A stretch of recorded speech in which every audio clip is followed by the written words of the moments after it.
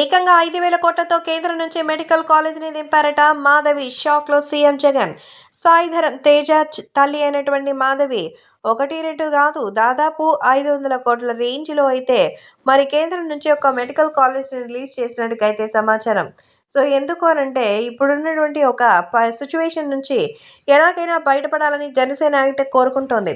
పవన్ కళ్యాణ్ని వ్యక్తిగతంగా ఎంతో అభిమానించే మాధవి ఇప్పుడు మెగా ఫ్యామిలీలో ఇలాంటి ఒక స్టెప్ తీసుకోవడం రాష్ట్ర వ్యాప్తంగా సంచలనంగా మారుతోంది. ఒకటి రెండు కాదు, 5,000 కోట్లతో కేంద్రం యొక్క పర్మిషన్తో ఒక సూపర్ స్పెషాలిటీ హాస్పిటల్ పెట్టిందని, దానికి ఖచ్చితంగా అందరి బాధ్యతలు చూసుకునేటువంటి వ్యక్తిని మరి తనే అంటూ చెప్పారట. అంతేకాకుండా ఇప్పుడు ఆ మెడికల్ కాలేజీ కోసం పవన్ కళ్యాణ్ని చీఫ్ గెస్ట్గా ఇన్వైట్ చేస్తున్నట్టుగా తెలుస్తోంది. సో 5,000 కోట్లతో కేంద్రం నుంచి సపోర్ట్ తీసుకుని ఒక మెడికల్ కాలేజీని అయితే మాధవి లాంచ్ చేయడం రాష్ట్ర వ్యాప్తంగా ఎంతో అలజడి సృష్టిస్తోంది.